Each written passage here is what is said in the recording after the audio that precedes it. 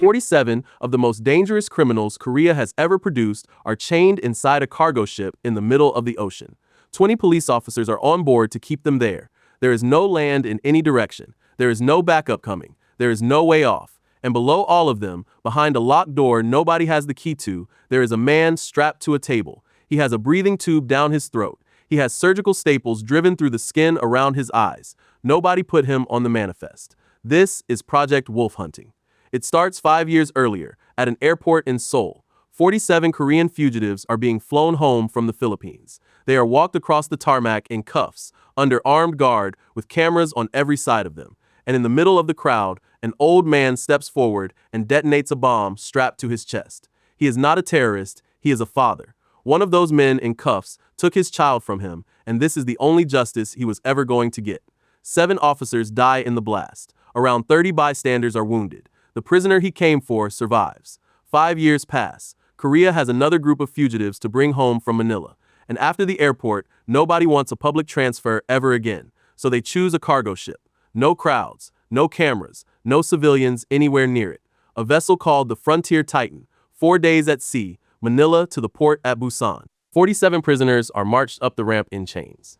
20 detectives go with them, along with 2 medics and a working crew. In charge of the escort is a veteran detective named Lee Suk-woo. He is heavy, he is tired, he has done this a long time, and he just wants the crossing to be boring. It is not going to be boring. The prisoners are searched, processed, and locked into a caged hold below deck, still cuffed, packed in shoulder to shoulder. The detectives set up a watch rotation. The medics get a small infirmary near the bow. Everything about this operation is built around one idea. A ship is a box, and a box can be controlled. And within an hour, it is clear who runs that box. His name is Park Jong-do. He is covered from his throat to his wrists in tattoos. He is built like a heavyweight, and he does not go quiet when the guards walk past. He gets amused. He murdered people for a living.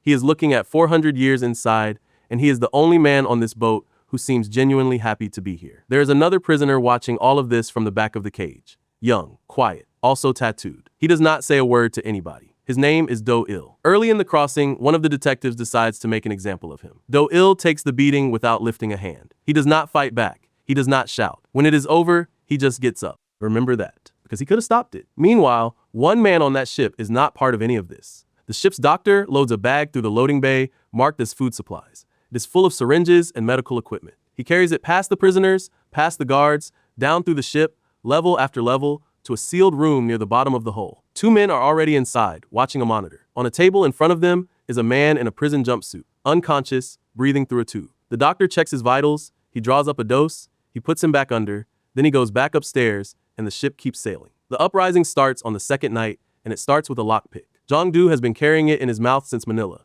He works his cuffs open in the dark. And at the same moment, 3 of the ship's crew pull weapons and open fire on the officers guarding the corridor. They were never crew. They boarded in the Philippines on fake papers with fake names, and they have been waiting for this since the first hour. The cage opens, and 47 men come out of it at once. What happens next takes the better part of an hour, and it does not stop. The detectives are outnumbered more than 2 to 1. They are fighting in narrow steel corridors where there is nowhere to retreat to. It goes in stages, and every stage is worse than the last. First, they lose the lower deck, because the prisoners are already down there, and the guards have to come to them. Then they lose the armory, which turns a riot into a firefight. Then a group of officers tries to reach the bridge to call it in, and they find that the fake crew got there first. The radio room is already smashed, which means that from this moment on, nobody on land is coming. Nobody on land even knows. Then they lose the ship. The prisoners take the guns first. When the guns run dry, they use everything else. Hatchets, wrenches, bolt cutters, chains, fire axes, and each other.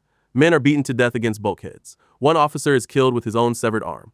Jong-do moves through all of it laughing. He is not fighting to escape anymore. He is fighting because he has finally been let off the leash. Lee Suk-woo pulls what is left of his men into a corridor and tries to hold a line. He is older than everyone around him. He is slower than everyone around him. And he holds that corridor a lot longer than he has any business holding it.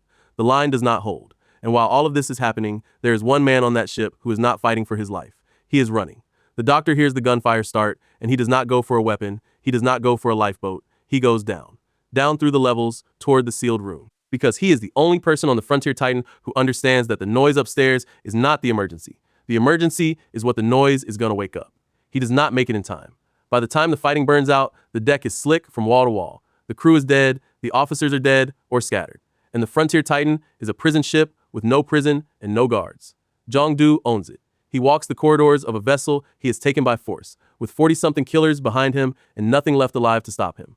He does not know about the room at the bottom of the hull. All that blood has been running down through the deck plates for an hour. It reaches the lower levels, and in a sealed room nobody has opened, a monitor flatlines, an intravenous line runs dry, and the man on the table opens his eyes. His designation is Alpha. He is enormous. He does not speak. He does not respond to pain. He sees heat in the dark, which means the corridors being unlit does not help anybody. He tears the door off his own containment room without slowing down. And then he starts moving up through the ship. The first men who meet him think he is another prisoner. They shoot him. He keeps walking. They shoot him again. He takes hold of the closest one and folds him in half. And here's what makes the second half of this film different from the first. Alpha has no side. Everything until now had a logic to it. Cops against criminals. Guards against prisoners. Everybody killing for a reason. Alpha does not care who anyone is. He walks into a room and he kills whoever is standing in it, in the order they happen to be standing, and then he walks into the next room. He is not angry. He is not hunting. He is clearing. The men who spent all night taking this ship find out in about 10 minutes that they never owned it. They try everything. They empty magazines into him from both ends of a corridor, and he keeps closing the distance. They set him on fire. They drop cargo on him. They hit him with a sledgehammer, and the sledgehammer is the thing that breaks. They seal him behind a bulkhead door and lock it. He comes through the door. Then he comes through the wall the door was in. Whole groups of prisoners get cornered in the same rooms they were celebrating in an hour earlier. The men who took the armory die with full magazines, and every level Alpha clears, he moves up. So the survivors are getting pushed toward the top of a ship that is on fire, with the ocean on every side. At some point, a handful of them make a run for the engine room. The idea is that if they can get the ship moving or get the doors sealed, they can put steel between themselves and it. It does not work. It was never going to work. Alpha has been on this vessel longer than any of them. Jang, who took the whole ship with a pen in his mouth, is not exempt. He goes at Alpha the way he has gone at everything else in his life. Head on, grinning, absolutely certain. And he loses. Badly. The film does not give him a last stand, and it does not give him a speech. The man on the poster is gone with half the movie still to run. What is left is a handful of survivors, a few battered detectives, and a few prisoners, trapped on a burning ship with something that cannot be killed. And they do the only thing left to do. They stop fighting each other. Nobody apologizes. Nobody is redeemed. Men who were trying to cut each other's throats an hour ago are now standing back to back in a corridor, passing weapons. Because the only opinion Alpha has about either group is that they are within reach. Lee Suk-woo, still alive, still bleeding, ends up giving orders to men he arrested. And this is where the quiet one finally moves. Do-il steps out of the back of the group. He walks toward Alpha. He takes a hit that would fold a normal man in half. Then he gets up. Then he hits back. And for the first time in this entire film, Alpha actually moves. Everyone in that corridor stops and looks at him. Do-il is not just a criminal. Years ago, he was taken by a company called Aeon Genetics, and he was made into something. Enhanced strength, enhanced speed, a body that heals faster and ages slower than it should. He was a subject in a program, and when he tried to walk away from that program, Aeon killed his wife and took his young son. So he spent years hunting for a door back in, and he found one.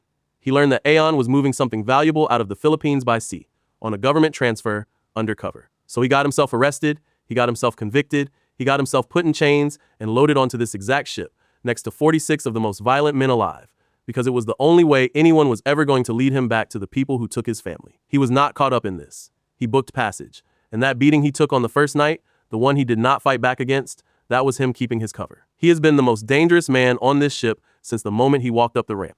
And he spent 2 days pretending to be nobody, so that a room full of killers would look straight past him. And Alpha is the reason he came. Because Alpha is not a monster the company built last year. Alpha is what is left of the original. The program goes all the way back to human experiments carried out during the Second World War, and it was rebuilt and continued in secret long after the war ended. Alpha is the old generation, kept alive and kept sedated for decades. Do-il is the new one. The last 20 minutes are the two of them, on a burning ship, in corridors barely wide enough for one man. It is the first fight in the entire film where somebody on screen can actually take a hit. It goes on until the ship is coming apart around them. Do-il puts Alpha down.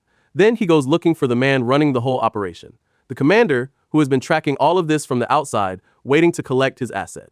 He finds him, he finishes it, and then Do-il washes up on a beach on the Korean coast, alive, alone, with everything behind him at the bottom of the sea. Except the commander told him one thing before the end. They never killed his son. They could not, because whatever they put into Do-il did not stay in Do-il. It passed down. The boy inherited it, which makes that child the single most valuable thing Aeon Genetics has ever created. and it means he is not dead in a ditch somewhere. He is alive, in a facility, being studied, and he has been the entire time. Do-il spent years believing he was avenging a family he had lost. He was actually looking for one he still has. The ship, the 47 prisoners, the 20 detectives, Alpha. All of it was one crossing, on one boat, to find one address. And the film ends with him walking off that beach, because the part he was actually looking for has not started yet.